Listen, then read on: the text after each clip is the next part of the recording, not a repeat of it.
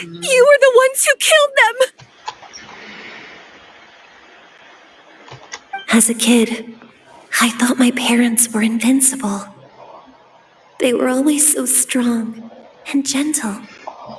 But I can still see the image of them collapsed at my feet that night. The raging fire, the smoke, the smell of blood, the sound of my brother's cries. It's all burned into my brain. They told me to run, and I could see the fear in their eyes. I've been running from my fears ever since. But why didn't my parents run?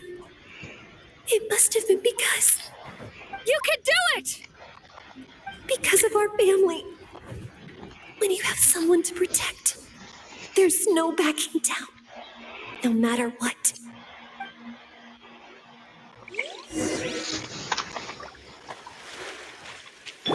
Stay away from my... Let's help her out!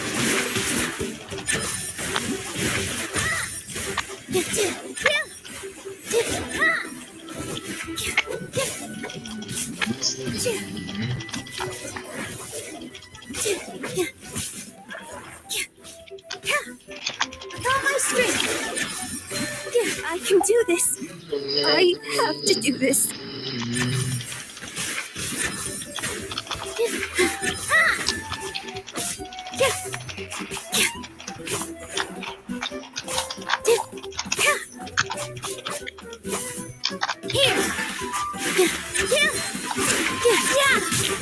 Go away!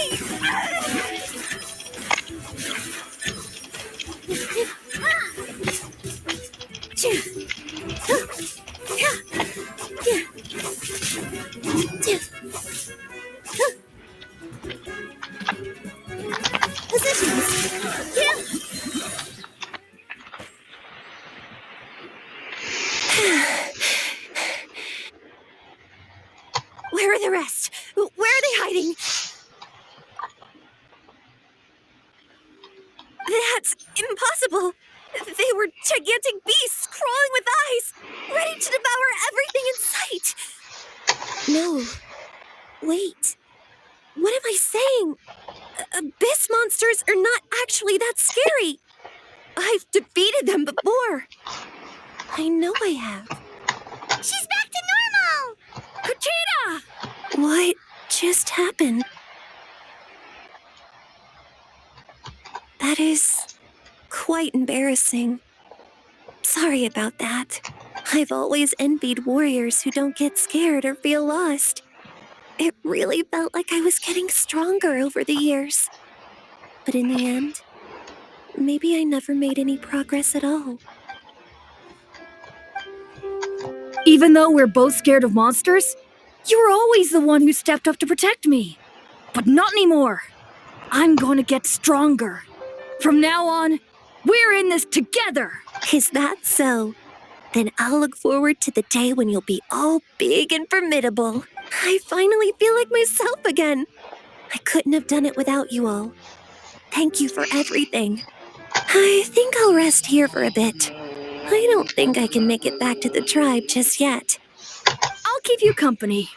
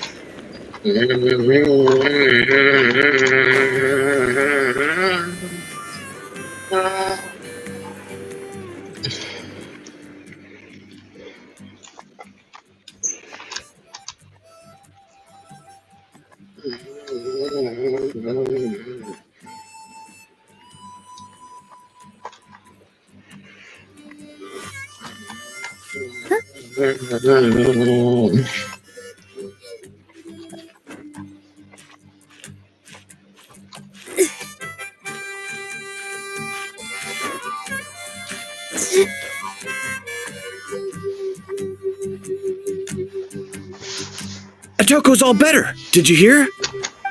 Really? Yes, really. It's all thanks to the Traveler and Eon-san. I see. I was wondering why the Traveler was chosen to accompany the Pyro Archon in the final battle. But I guess he really can do the impossible.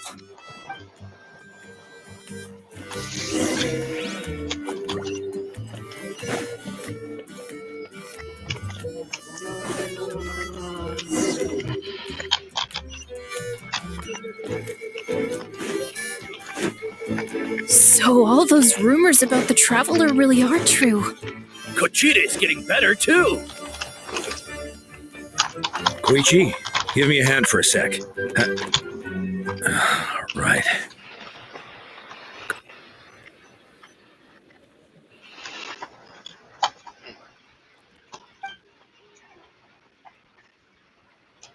Yeah, honestly, Paimon was at a complete loss when she saw so many sick people on the hot air balloon platform. We only found a solution this time because you kept your cool and took control of the situation. You deserve most of the credit.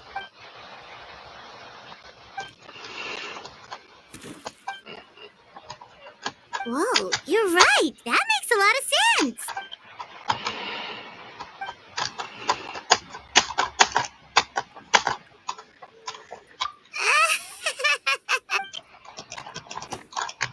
That sounds like something.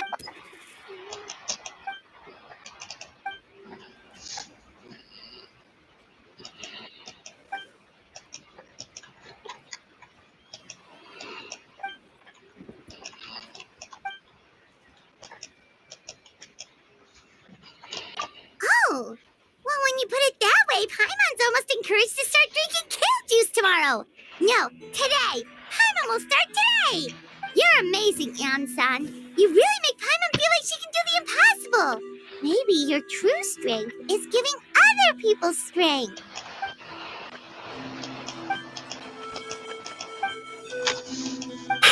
Eon-san! Bad news! Okoland is out of control!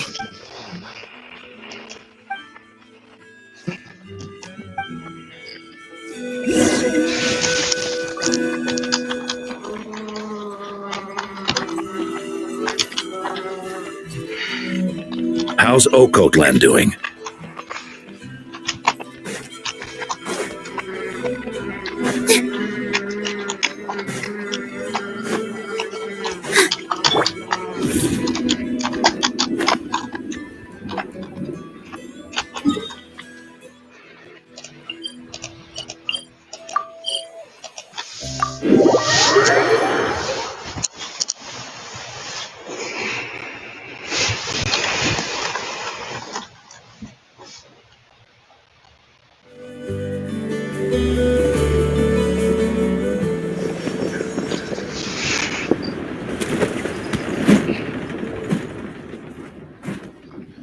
What are you doing, Okoland? Wake up! Don't you recognize us, my boy?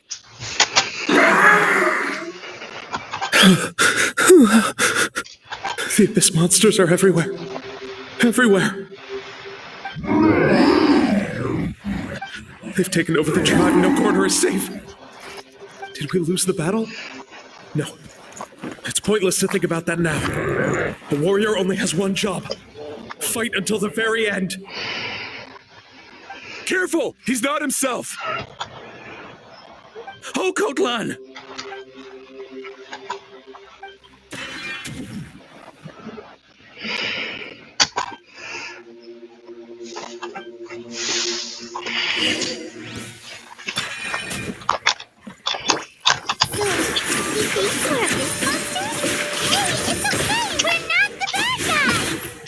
Come on! Wretched abyss! Get out of my tribe!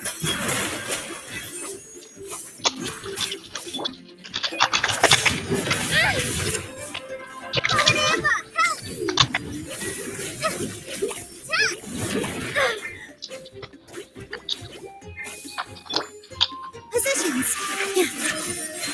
Mom, Dad, are gone. This is my final battle.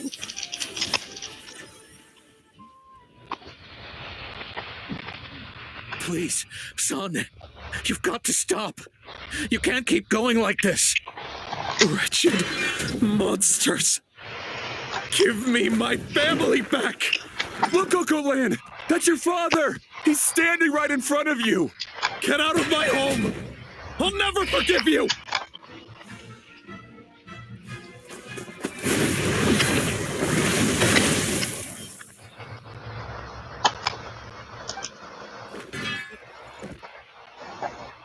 Are you alright, sir? I'm fine. Please, don't hurt my son. He's just trying to protect his home.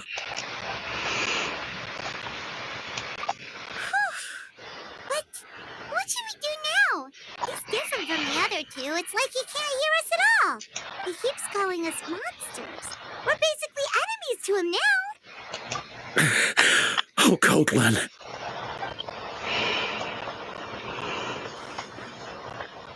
Abyssal corrosion syndrome. 500 years later, and it's resurfaced again. Huh? That voice! It's...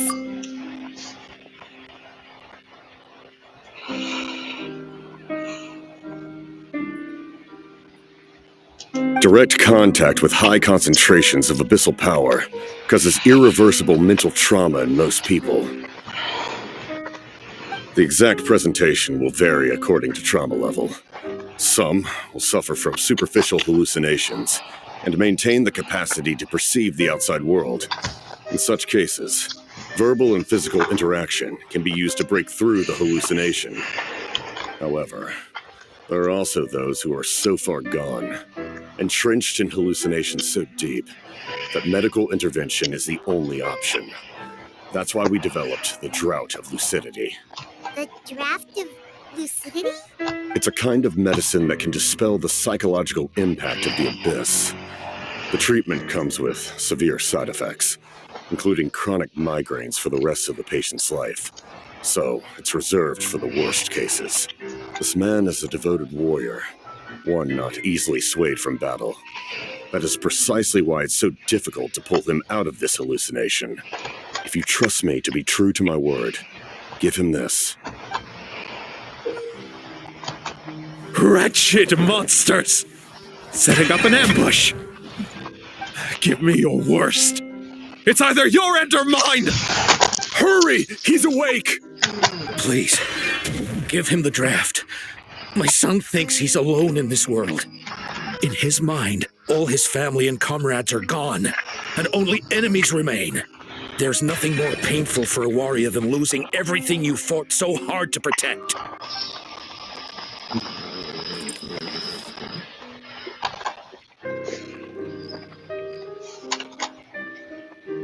Monsters!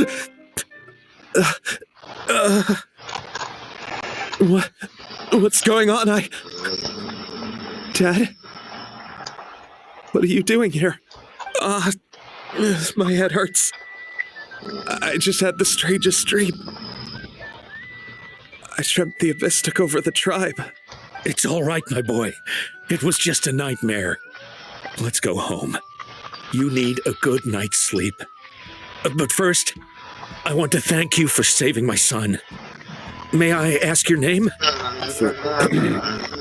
Just Capitano is fine.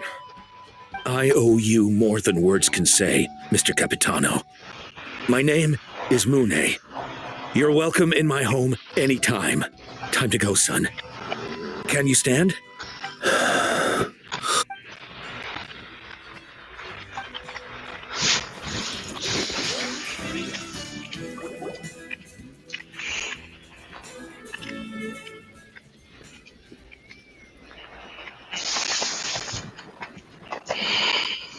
Thank goodness everything turned out all right. Think nothing of it.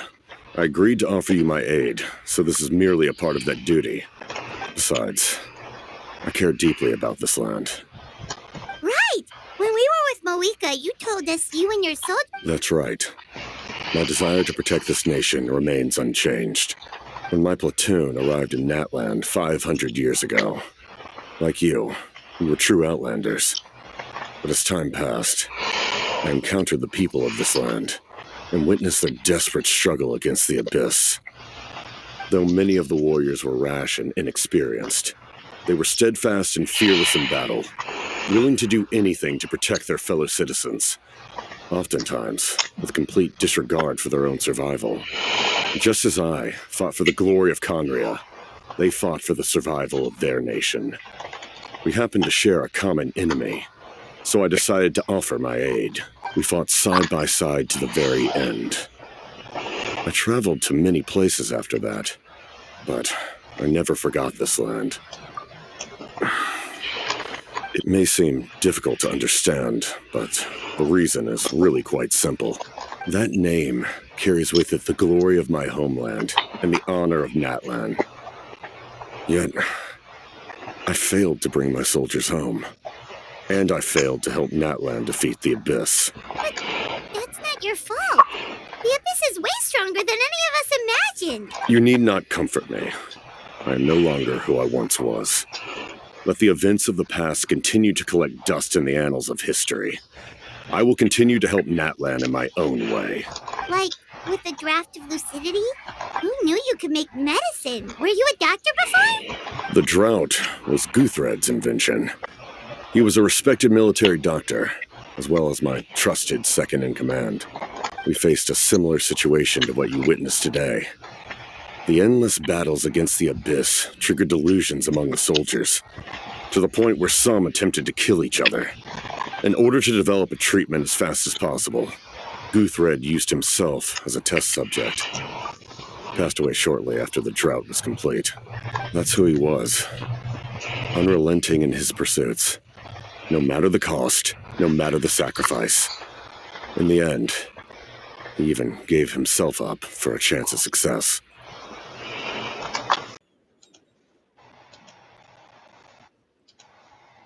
I'm sure he would be pleased his creation aids people, even now. The Abyss has wrought enough suffering on this land. I sincerely hope this war will end soon.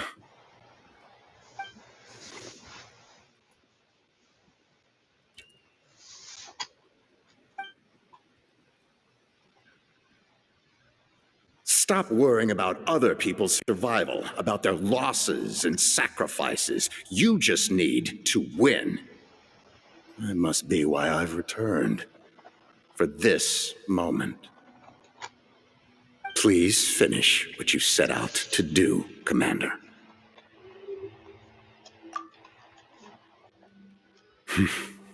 You're more perceptive than I imagined. However, some things are better kept secret for now. We may be working together, but our goals are not entirely aligned. What's with the secrets all of a sudden? I'm starting to think we should be more careful around you. I do not mean to jeopardize the trust between us. I simply prefer to keep this to myself, because it's a personal matter. All I can tell you is this. Natlan may have survived the worst of the crisis, but the souls of this land are still not at peace. And that is why my work is not yet done. Well, if it's personal, then we'll just have to trust you. If you have other questions, I'm willing to answer them. Wait, like anything?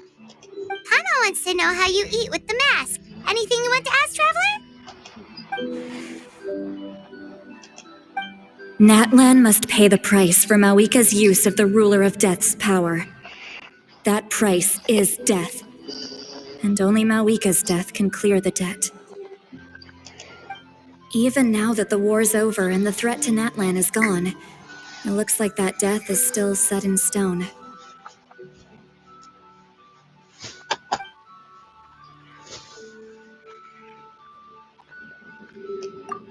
In the garden cultivated by the gods, flowers and weeds grow side by side. When the weeds compete for nutrients in the soil, the gardener intervenes to inhibit their growth. I'm not one to pass judgment based on my own standard of right and wrong.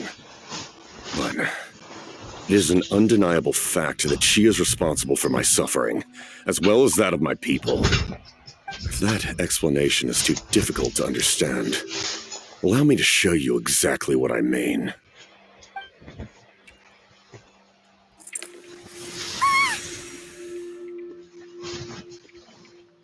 The ruler of death can freely define the form of death, or grant immortality to anyone she desires.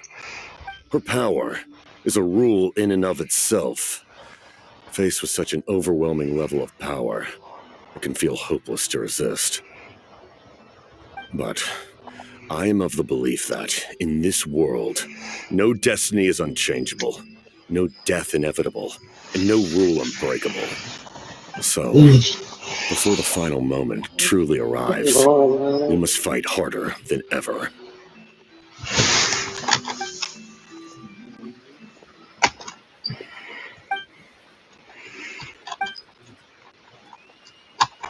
Oh, did something happen?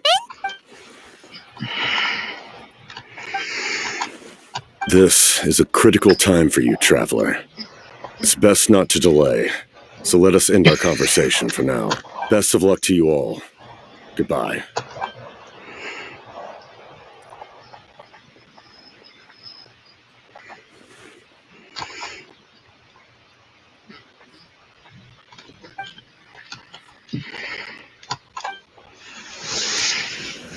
So in the end, the captain still hasn't told us his real goal. He kind of reminds Paimon of someone we met recently. Oh, right, the Lord of the Night!